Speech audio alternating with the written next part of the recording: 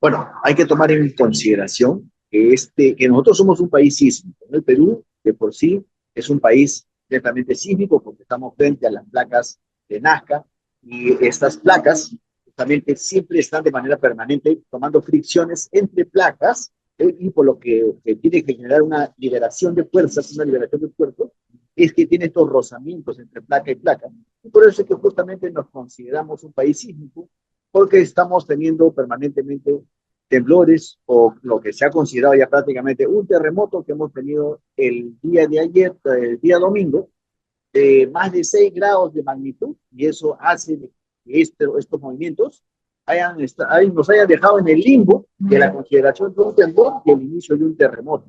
Toda vez que hasta hemos tenido fatalidades, toda vez que hemos tenido colapsos de algunas estructuras, tanto de vidrios como de muros o paneles de ladrillos, en varias partes de los distritos de Lima y del Callao, y obviamente eso representa habernos dejado en el limbo de lo que consideramos nosotros un temblor y lo que contemplamos nosotros como un terremoto, porque estamos hablando de más de 6 grados de magnitud. Bueno, hay varios aspectos a considerar. Un sismo durante el día o un sismo durante la noche. Un sismo frente a las costas del Perú o un sismo en la parte media o altoandina de lo que es lo que nosotros consideramos la cuenca media o la cuenca alta de todo lo que es el litoral del Perú. Entonces, en función a ello, vamos a tener que considerar varios aspectos, ¿no? Si estamos en un sismo de día, tenemos que haber ya visualizado nosotros nuestras áreas seguras, nuestras zonas de concentración, nuestras áreas de refugio, para poder hacer una evacuación hacia los lugares abiertos o desconcentrados, y que estos obviamente que generen una, eh, una referente seguridad como para poder concentrar o albergar a un grupo determinado de personas que podrían salir de un colegio, de un instituto, de los condominios, de un mercado, de un centro comercial, entre otros, considerando que estamos evacuando en una situación de día. Si fuese de noche, nuestras consideraciones van a variar, porque generalmente el alto porcentaje de las personas estamos prácticamente en nuestras viviendas, en nuestras casas, con nuestros hijos, padres, abuelos, personas de la tercera edad, personas con discapacidad, entre otras personas que podremos nosotros atender. Entonces, en esos aspectos, tiene que aplicarse dentro de la unidad familiar el plan familiar para saber qué acciones nosotros debemos tomar en situaciones adversas, como es este aspecto de tomar una situación de noche o nocturna o de madrugada. Entonces eso nos da una serie de responsabilidades que tiene que tomar cada integrante de la familia para saber cómo actuar en ese modo de evacuación. Porque recuerde que vamos a tener que jalar hasta incluso infantes o bebés, cargarlos y poder desplazarnos nosotros hacia una zona segura. Entonces son varios temas a considerar. Ahora, si consideramos también el tipo constructivo en donde nosotros podemos generalmente cómo evacuar, si por ejemplo contemplamos de que estamos nosotros en una vivienda de material noble, de 2 o 3 niveles, 4 niveles, que es lo que regularmente tienen nuestras construcciones a nivel de Lima, Lima Metropolitana y el Callao, entonces estamos hablando de que en esas condiciones vamos a tener que generar la búsqueda de nuestras zonas seguras dentro de la vivienda que obviamente ha sido construida de material noble. Pero sin embargo, considerando que tenemos un promedio de 2 millones de personas que viven en la Lima periférica, que viene a ser esto los distritos periféricos, que están muchas veces con construcciones en las laderas de los cerros, en los arenales, en las zonas que han sido prohibidas, como los cauces o las quebradas. Entonces, este tipo de evacuación ya me contempla otro tipo de acción al cual yo debo tomar. Si estoy en las laderas de los cerros, definitivamente no voy a poder tener una zona segura, ni siquiera en la parte constructiva de la vivienda y ni siquiera sobre el talud del suelo donde yo me erijo o donde yo me posiciono, ¿no? Generalmente en los cerros, como llamamos nosotros en las laderas, lo que hace el ciudadano es cortar una parte del talud, cortar el cerro, para generar una horizontalidad, y sobre esa horizontalidad que generalmente no supera los 100 metros cuadrados, erige su vivienda. ¿De qué material está construido su vivienda? Generalmente está construido de material liviano, material ligero, material madera, triplex, de ladrillos, pero sin columnas de concreto, o techados que en este caso me representan bolsas plásticas como techado, o calaminas, o calaminas onduladas, que generalmente vienen a hacer eso, mis procesos constructivos, pero esos no guardan una resistencia sismo resistente, valga la redundancia, para poder generarme una condición segura dentro de una infraestructura que ya está expuesta, sobre todo porque se ha posicionado sobre sectores que no están permitidos para una zona segura, que en este caso son las laderas o las zonas arenosas o arenales, como Pachacute, por ejemplo, en Ventanilla, como el Lomo Corvina, como por ejemplo en lo que es el Villa El Salvador. Estos sectores que son de arena como consistencia del tipo de suelo. Con relación al tipo de suelo, nosotros tenemos que hacer una verificación previa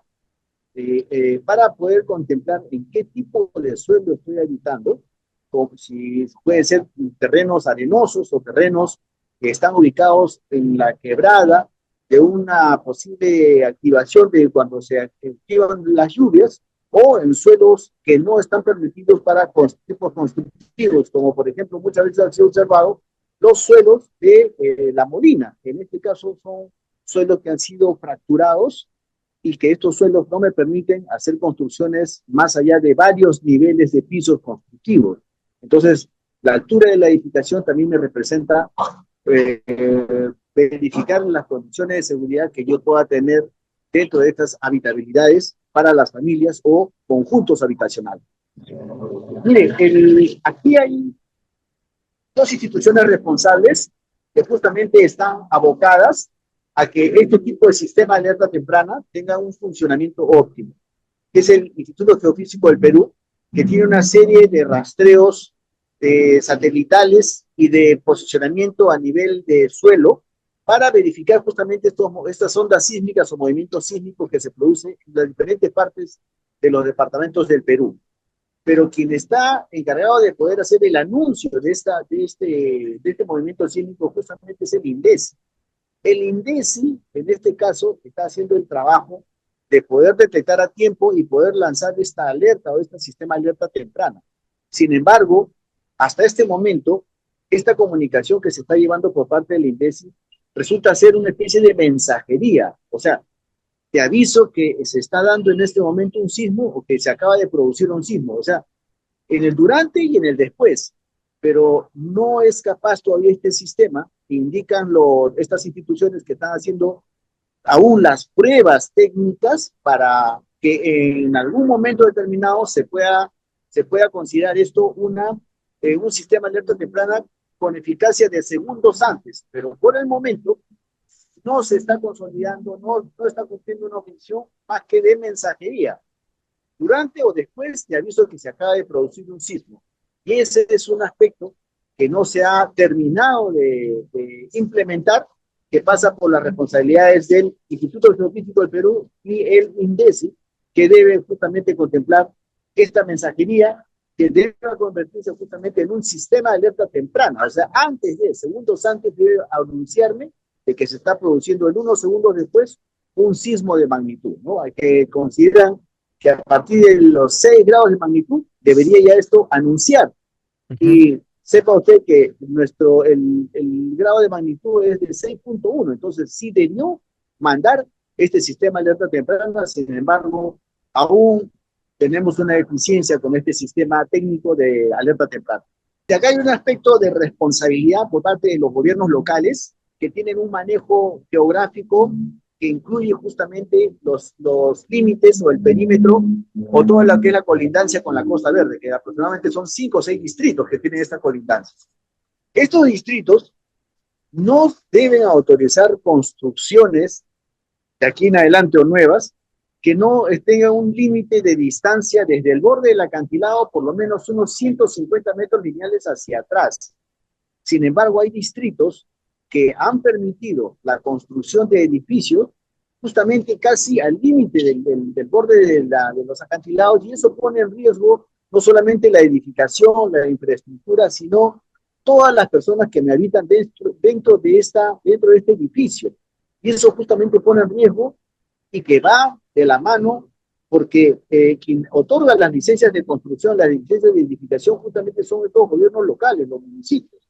Entonces, hay que poner valores en remojo para que, primero, no se dé más licencias de construcción, sobre todo en estos locales que están al borde de los acantilados. Se debe respetar la distancia mínima de 150 metros desde el borde del acantilado hacia atrás, cualquier otro tipo de construcción, pero no en adelante.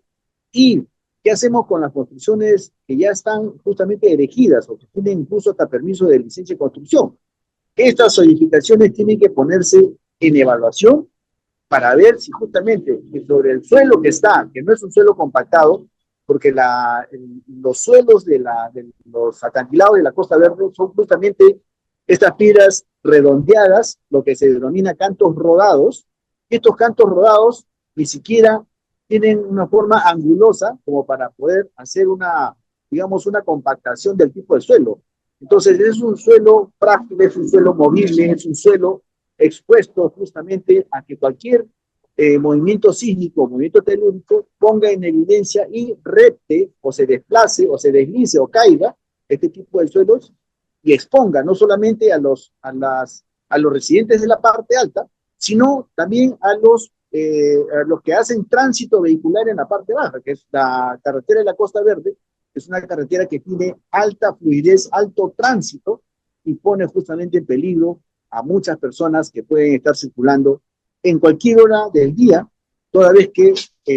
la Costa Verde no solamente ha hecho deslizamientos en situaciones de sismos, también ha hecho deslizamientos en situaciones normales, o sea, por lluvias intensas, por